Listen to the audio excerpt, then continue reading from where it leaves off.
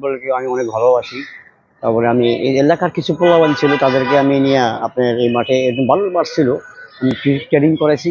আমি নিজস্ব টাকা দিব কিনা আমি ক্লাব থেকে আইনা এই কিছু খেলা শিখেছি। সোহেল রানা, পাপ্পু, তারপরে আপনার বাল্লি, মাসুদ রানা, হ্যাঁ এদেরকে আমার জুয়েল রানা, হ্যাঁ এটা আমার নিজের তৈরি করা প্লেয়ার। এগুলো আমার নিজের তৈরি করা প্লেয়ার।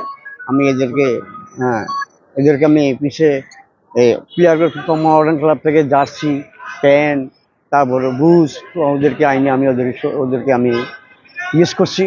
ওরা কনভিন্স ছিল। 250-টিরও বেশি ডিজাইন অপশন নিয়ে ওয়ালটন স্মার্ট ফ্রিজ, বোঝে আপনার প্রয়োজন। ওরা আমার টাইম মতো প্র্যাকটিস, টাইম মতো খাওয়া দাওয়া করছে। ওই সময় স্কিল ছিল। ওই সময় আমি ওদেরকে ভালো ট্রেনিং করাইছি। ওরা আমার কথা মতো শুনছে। 2 বেলা প্র্যাকটিস সকাল বিকাল করাইছি। করানোর পরে ওরা আস্তে আস্তে আস্তে আস্তে আস্তে সব একটা লাইনে আয় পড়ছে। তারা ভালো একটা জায়গা ছিল লেগে থাকে। আর ফুটবল একটা জিনিস, সারাদিন খেললে কিন্তু ক্লিয়ার হবে না। আপনার টাইমলি খাওয়া দাওয়া সব জিনিস মেনটেন করতে হবে। ফুটবল এমন একটা জিনিস, ফুটবল খেলতে হলে আপনার অনেক কিছু ত্যাগ করতে হবে। ত্যাগ মানে আপনি খাওয়া দাওয়া সব ঠিক করতে হবে। মিথ্যা কথা কার সাথে বলতে পারবে না। মিথ্যা কথা, তারপরে অন্য ফাউল কোনো কথা কেউ বলতে পারবে না। ফুটবল এমন একটা জিনিস, স্কিল, যে ফুটবল খেলতে হলে আপনার ম্যাক্সিমাম টাইমলি খেলতে হবে। আমি একটা প্লেয়ার ম্যাক্সিমাম 5 বছর লাগে একটা প্লেয়ার হইতে গেলে। 1 বছর 2 বছর প্লেয়ার হয় না, কখনো হয় না, প্লেয়ার হয় না।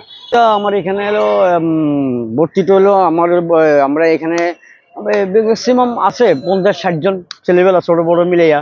ধর আমি শুরু করি 7 থেকে 7-8 এরকম থেকে আমরা এখানে একাডেমি, আমরা একটা একাডেমি করছি। হ্যাঁ এই যে একাডেমিতে আমরা এই 7-8 বছর থেকে শুরু করি। আট থেকে শুরু করি প্র্যাকটিসটা। 8 থেকে শুরু করে আমি 50-60 জনের মতন আছে একাডেমি। এইখান থেকে প্লেয়ার আমরা বাইরে করে বিভিন্ন আমাদের টিম আছে। ফার্স্ট ডিভিশন আরামবাগ আছে ক্রীড়া সংঘ, ওখানে আমরা কিছু প্লেয়ার দিছি। এবারে আমার কিছু প্লেয়ার আছে এবারে আরামবাগ ফুটবল একাডেমিতে আমরা এবারে 10-15 প্লেয়ার নিচ্ছি। আমাদের এখান থেকে আমরা খেলা শিখাইয়া এখান থেকে আমাদের নিজের টিম আছে। বিভিন্ন টিমে দিই, ন্যাশনাল টিমে দিই, আন্ডার-19, আন্ডার-17। এখান থেকে আমরা এখান থেকে কিছু প্লেয়ার নেই। আমি মনে করি ফুটবলটাকে 8 থেকে 10 বছর পর্যন্ত নিয়ে 50টা প্লেয়ার নিয়ে, এদেরকে শুধু 50টা বল নিয়ে, এদেরকে শুধু করে বল নিয়ে একটা মাঠে ছেড়ে দেবো। এদেরকে ছেড়ে দিলে যে এরা আস্তে আস্তে খেলবে। খেলতে এদেরকে পরে আমরা আস্তে আস্তে পোস্ট করামো। এগুলো আমরা একটু মাউন্টেনিং করামো। এখান থেকে যদি এভাবে যদি হয়, তো আমি মনে করি ফুটবলটা অনেক আগায় যাবে। কিন্তু 8 থেকে শুরু করতে হবে, 8 থেকে 10 থেকে শুরু করতে হবে একটা একাডেমি। এখান থেকে শুরু করলে আপনার 5 বছর ধরে রাখতে পারেন। এখান থেকে ভবিষ্যতে আপনার আন্ডার-16, আন্ডার-15 ন্যাশনাল প্লেয়ার এখান থেকে আপনার আশাবাদী।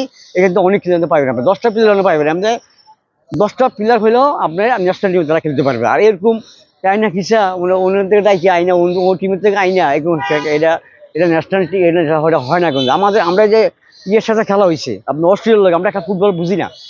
আন্তর্জাতিক ফুটবল আমরা বুঝি না। অস্ট্রেলিয়ার সাথে আমরা 2টা পাস করতে পারি না।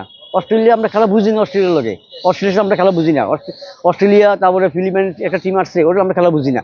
ন্যাশনাল টিম একটা টিমে একটা বিট করে পাস করতে হবে। আমরা 10টা-15টা পাস করতে হবে একটা ন্যাশনাল টিম। আমরা যে ন্যাশনাল টিম, হ্যাঁ 2টা পাস করতে পারে না। তো আমি মনে করি আমরা খেলা ওদের কাছে বুঝি না। আরো ফুটবল যদি করতে হয় ন্যাশনাল টিম, ও এজ লেভেল থেকে আরম্ভ করতে হবে। 10 থেকে শুরু করতে হবে। 50টা প্লেয়ার, 50টা বল, শুধু বল এসে ট্রেনিং করতে এখান থেকে আপনি প্লেয়ার বাছাই করে আপনি ট্রেনিং করতে পারেন। আমি আশা করি এই প্লেয়ার পাবেন। আর এখন যে বর্তমানে ন্যাশনাল টিম আছে, এই টিম দিয়ে আশাবাদী না। এই টিম দিয়ে কখনো বাংলাদেশ টিম কখনো আগাবে না।